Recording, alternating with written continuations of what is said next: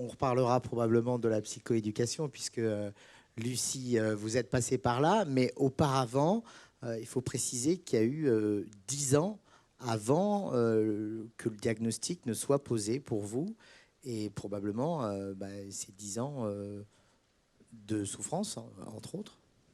Oui, ça a été 10 ans difficiles. Ça a commencé sans que je m'en rende compte il y a une petite dépression qui s'est installée. J'étais en première au lycée. Et le trouble bipolaire, si ça m'avait été évoqué, de toute manière, je ne connaissais pas, je ne savais pas que ça existait. Et bon, 10 ans après, maintenant, je sais ce que c'est. Et pendant 10 ans, après, comme vous le disiez, j'ai commencé des études. Et au moment où j'ai voulu changer, passer de pharmacie à médecine, j'ai loupé mon horaire de concours, voilà. Et ça a été ça a déclenché. J'ai voulu continuer quand même et j'ai un petit peu forcé. Et du coup, j'ai perdu le sommeil et ça a déclenché mon premier épisode maniaque. Et là, je me suis retrouvée dans 10 années très compliquées parce que je me suis retrouvée aux urgences et je suis arrivée dans une unité psychiatrique à Reims parce que je suis de Champagne. Mais c'était pas une grande réussite parce que on m'a diagnostiqué facilement le trouble bipolaire, mais j'ai pas eu d'explication. Moi, il me fallait des explications pour comprendre et pour accepter le traitement. Le traitement n'était pas adapté et voilà. Donc j'ai fait plusieurs hospitalisations différentes et c'est seulement quand là, en 2016, j'ai repensé à la clinique de Garches. Et là, du coup, c'est une clinique plutôt spécialisée pour les troubles bipolaires. En septembre 2016, du coup, le diagnostic du trouble bipolaire a été mis en place et j'ai accepté le traitement. Et maintenant, je commence enfin à avoir une vie équilibrée et heureuse avec mon trouble bipolaire. Ouais, donc effectivement, 10 ans, c'est long. Enfin, vous arrivez à la clinique du Château à Garges, dans le service du Voilà. professeur Michael Bard. Et puis la psychoéducation, donc, qui a commencé à la rentrée dernière, c'est ça? Oui, je me souviens. Oui, c'était en début 2017. La clinique de Garches m'a proposé une psychoéducation du trouble bipolaire. Du coup, c'est vraiment pour apprendre à vivre avec le trouble bipolaire. Donc, il y a un psychiatre spécialisé en troubles bipolaires et un animateur père aidant qui anime le groupe. On était une dizaine de personnes autour d'une table. La parole était libre et c'était animé par des petits exercices.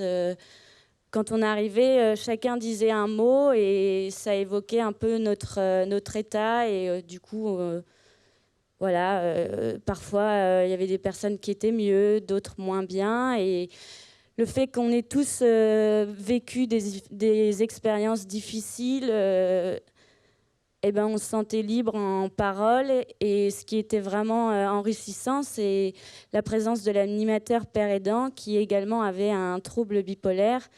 Et c'était vraiment un soutien puisqu'on voyait qu'il était équilibré, il avait une vie de famille tout à fait agréable, une vie sociable, un travail. Et c'est vrai que ça attirait vers le haut et on aspirait à tirer de ces expériences pour nous aussi également avoir cette vie qu'on n'avait pas forcément encore. Ouais, ça rejoint ce que disait Alice tout à l'heure. C'est vraiment cette valeur d'espoir.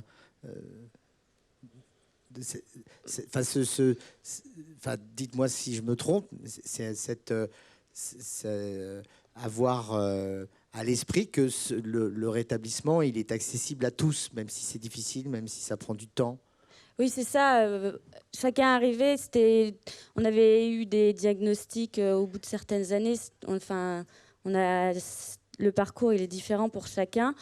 Moi, je sais que c'était mon diagnostic, il était tout récent. Voilà, on se retrouve avec un traitement qui, a priori, est adapté. On sait qu'on a les clés, mais le passé est derrière. Il a fait tellement de dégâts que c'est un nouveau départ, mais il faut se lancer. Et quand on a quelqu'un qui nous aide. Quand on entend que les autres aussi ont vécu ça, ça déstigmatise. Et oui, on se dit, bon, c'est possible. Petit à petit, on va enfin y arriver. Et puis, il y a d'autres enseignements que vous m'avez cités qui sont très forts. Vous vous en souvenez Notamment, vous m'avez parlé de... Mais ça, c'est un peu un des points très importants de la psychoéducation, mais qu'on apprend aussi avec sa propre expérience, évidemment, c'est la vigilance. Oui, tout à fait. Oui, il faut savoir... on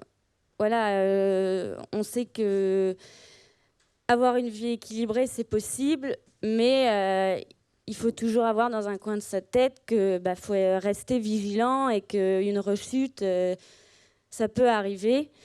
Et d'ailleurs, du coup, l'animateur nous parlait souvent de boîte à outils et qu'il fallait avoir ces petits outils, ces petites alarmes où on se dit, bon, là, je suis en train de perdre le sommeil, ça va peut-être pas, il va falloir que je fasse quelque chose.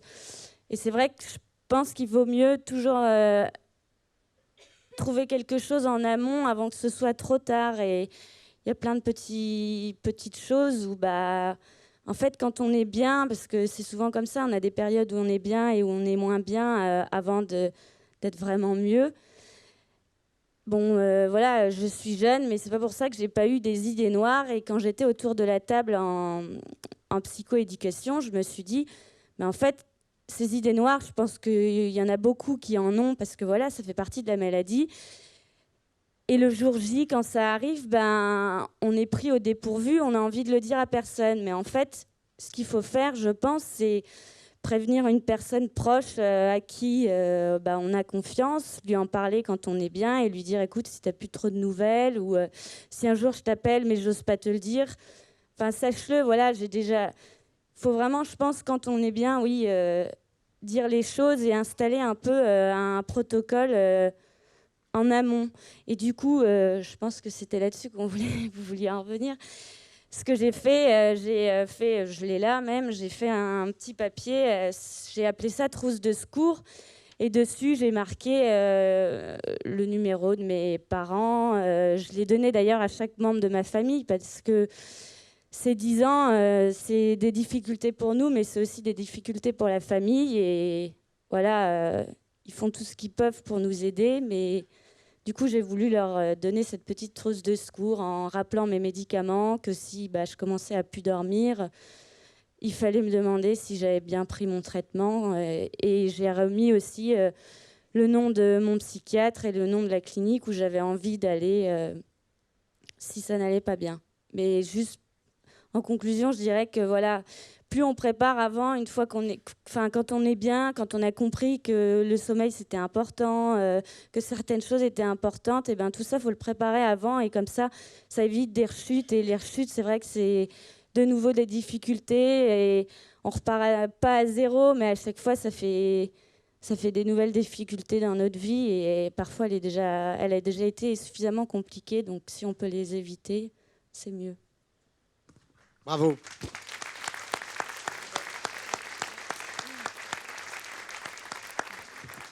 Si je résume, donc il y a vraiment préparer des portes de sortie, en quelque sorte, des personnes ressources, en particulier parmi ses proches, ses amis, des protocoles d'une certaine façon, avoir des messages si ça va vraiment pas bien. Oui. Et puis, donc, c'est entre guillemets, ces fameux trousses de secours avec toutes les infos importantes. Mais quand on s'est parlé au téléphone, moi, j'ai même cru que vous aviez préparé chez vos proches des petites trousses avec les médicaments dedans, des petites doses. Vous l'avez fait, ça, ou pas ? Non, je l'ai fait sur le papier. Chacun a le papier, mais c'est moi qui ai ma trousse en permanence. Mais c'est une idée. Avez votre trousse en permanence sur vous ? Oui. Ah, chapeau. Alors là, je dis bravo. Encore bravo.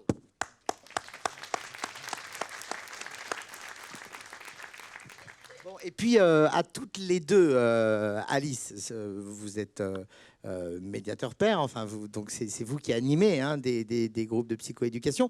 Et Lucie, vous avez suivi la psychoéducation. Et là, je m'adresse à toutes les deux, parce que évidemment, il y a un croisement des savoirs, il y a échange.